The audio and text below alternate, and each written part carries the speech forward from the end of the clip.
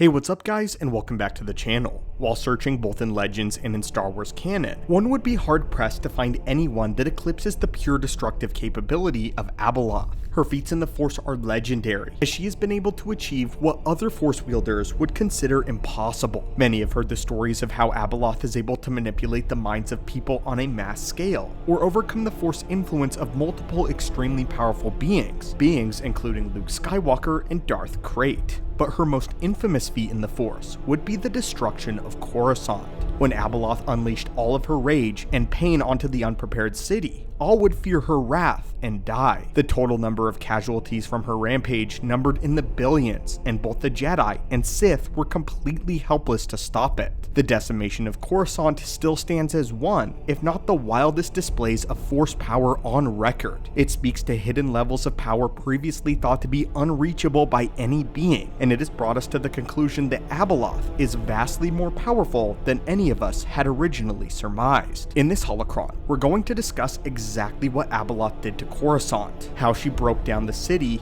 and used a Force power that had never been seen before. But before we open the holocron, I have an exciting announcement. I recently started up another channel revolving around one of my biggest interests, that is horror films, the exploration of various cryptids, demons, ghosts, and killers in all of fiction. So if you're interested in that at all, the channel linked in the description down below already has several videos uploaded. One concerning the origins of the Death Angels from A Quiet Place, another exploring the Demon King Pazuzu from the Exorcist series, Five Nights at Freddy's, and more. So if that sounds like something you might be interested in, be sure to check the description down below for the brand new channel, as I'm proud to announce the horrendous wave. But now, my friends and acolytes, let's open the holocron. The destruction of Coruscant came following its liberation at the hands of Luke, who took the planet back from the Sith.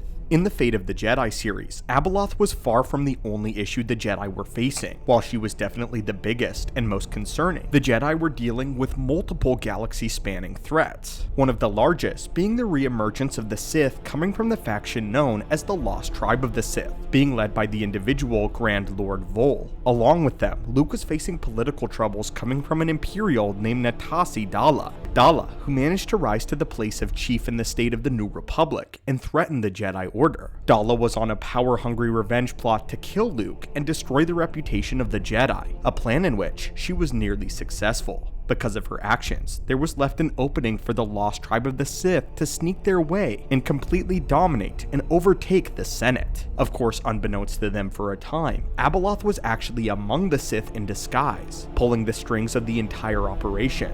Point being, this whole thing was a mess, the galaxy itself. But Luke, Jaina Solo, and the rest of the Jedi rallied together to march on Coruscant and take it back once and for all. The battle for Coruscant would take place mostly in secret over the course of a few hidden skirmishes. But soon, the truth would come out when Abeloth was center stage, revealing herself finally. The story around these events is quite extensive, since the buildup happens over several novels in the Fate of the Jedi series. But for the sake of brevity, we will summarize by saying that Abeloth's treachery was soon revealed to the Lost Tribe of the Sith, specifically their leader, Grand Lord Vol, who after discovering her infiltration, attempted to destroy her. In the Sith's attempt to bring an end to Abeloth, all they managed to accomplish though was bring her pain, which she then dealt back to them and everyone 20-fold. Pain was not something one inflicted on the Queen of Stars without her own pound of flesh. Reading from the novel, this is what happened next. Her anguish used the Force as a weapon, as she had so often before, but this time she was barely aware that she was releasing nearly inconceivable amounts of Force energy, doing so upon a city that was completely unprepared for it. There were several dozen beings within immediate range, some sleeping quietly in their beds. Most were with their families. They imploded.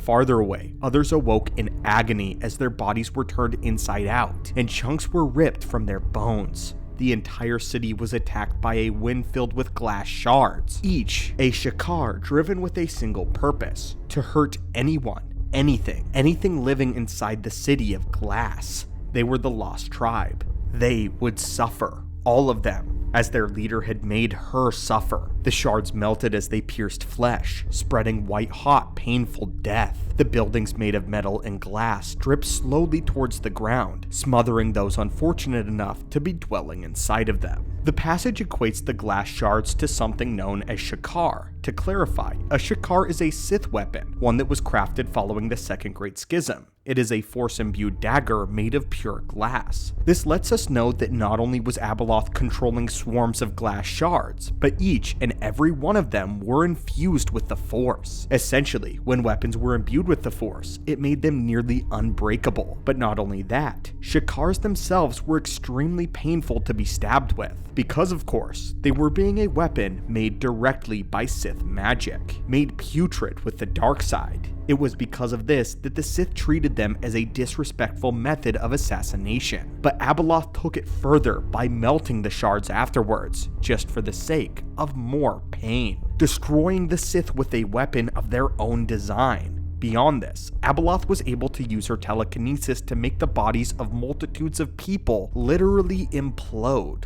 Although this was at least a quick death, some were not as lucky. As the book stated, some were in total agony as they felt their bodies being turned inside out, chunks of flesh and muscle being torn right off their bones before they succumbed to the pain. The only thing we have even close to comparing this is when the clone of Starkiller released a wave of dark side energy, one that was so powerful that it disintegrated a squad of stormtroopers. But there again, compared to what Abeloth did, the troopers got off easy. These innocent people, though, on Coruscant did not. Abeloth definitely was using a form of Force Rend, which is an act of lifting someone with telekinesis and reversing all of their joints or breaking their bones all at once. Of course, this kind of Force Rend is vastly more barbaric, but her savage punishment would not end there. Abeloth's powers extended to the point of being able to superheat metal and glass to the point where it became molten liquid. The only Force power we can really equate this to is the Jedi ability of Force Fire, the act of using the Force to cause something flammable to spontaneously combust. The Sith made a more destructive version of this with Force explosions, but of course, no one had ever reached the levels of this terrifying entity. It is assumed that Force Fire could also be used to heat metallic materials as well, but to the point of making them melt,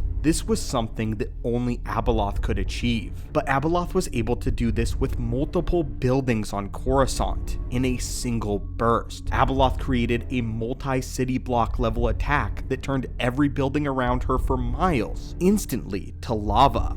But of course, this is Coruscant, where the city is far bigger than average, so this isn't exactly multi-city block level, as it is far more likely to be a large city level. Yet, it even gets worse. Abeloth found herself displeased with the residents of Coruscant, deciding to punish them further with total decimation, tremors that became earthquakes all over the planet. This would only be the very beginning. The cherry on top of this terrifying disaster was absolute anarchy. Abeloth formed a volcano using the Force, bending Coruscant, rending it to her will. Just like her own home planet, Abeloth would make a volcano appear in the middle of the city. This would have required Abeloth to use the Force to literally shift the tectonic plates of Coruscant to make this occur, a feat that goes far beyond the realms of power we've conceived thus far. She would then detonate this volcano, leaving a huge crater on Coruscant of melted ash and ruin.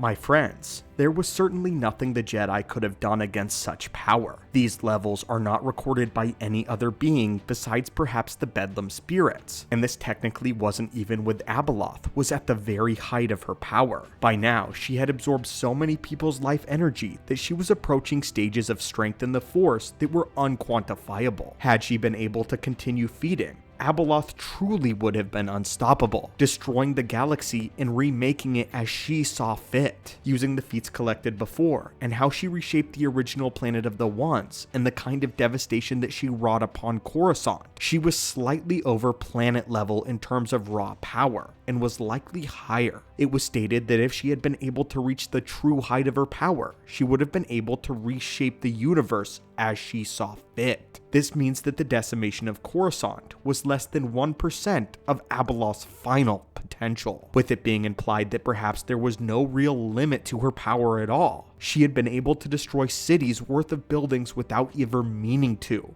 only by her anguish. It was this alone that released these waves of power. By our own estimation, she had accidentally used 7 extremely complex and devastating abilities. Force abilities all used at the same time: implosion, rend, wind, imbue, melting the shards individually, and then melting the buildings themselves, all on a mass scale. Again, this was without ever her intention behind it. With intention, she was able to shift the tectonic plates of Coruscant to cause earthquakes and summon a volcano. I think the point has been made that Abeloth is vastly more powerful than many assumed, and the threat of her arrival should be equated to Ragnarok for a galaxy far, far away. But of course, my friends, what do you think of this? And did you know that Abeloth was really that strong? Again, if you're interested in horror, cryptids, or other elements such as that, be sure to check out our new channel, The Horrendous Wave. Thank you as always so much for supporting and watching the channel, my friends. It means the world to me, and may the Force be with you